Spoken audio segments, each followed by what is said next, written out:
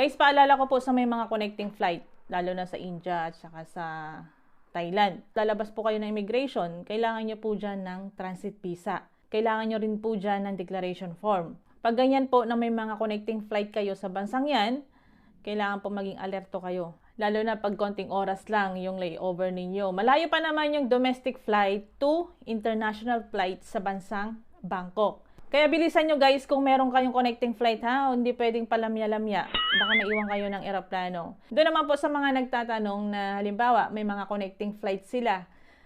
Tinatanong nila kung saan nila kukunin ang kanilang gamit. Guys, ganito na lang, magbase tayo sa ating mga boarding pass. Example guys, galing kayo ng Riyadh, connecting flight kayo ng Hong Kong to Manila. So, pagdating sa Riyadh, kung halimbawa nabibigyan ka na ng dalawang boarding pass, yung isang boarding pass, Riyadh to Hong Kong, then yung isa is Hong Kong to Manila. Ibig sabihin nun guys, pagdating dun sa Hong Kong, hindi ka nalalabas ng immigration. Kumbaga, lilipat ka lang ng ibang gate. Hindi mo rin kukunin ang iyong gamit. Hindi ka rin mag-check-in kasi may boarding pass ka na. Kukunin mo na ang iyong gamit pagdating sa Manila.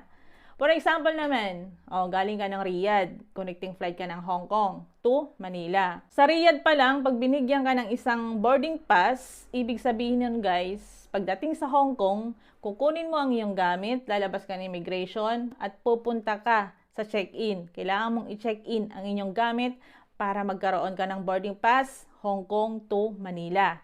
So yan guys, magbase tayo sa ating mga boarding pass para hindi po kayo malito. Yun lamang guys, kasi napakadaming mga OFW ngayon na pauwi, na iwan ng eroplano.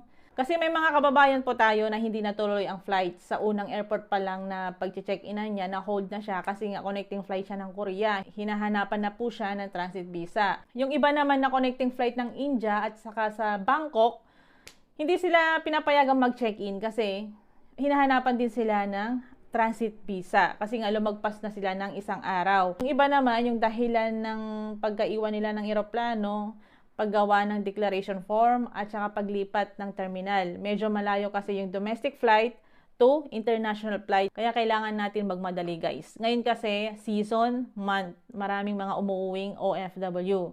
Gusto nila kasing makasama ang kanilang mga pamilya ngayong araw ng Pasko.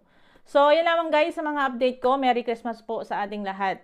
So, tayo mga OFW, wala tayong Pasko. Kakain lang tayo, tutulog, okay na. Pero ang ating mga sweldo, padala lahat sa ating mga pamilya.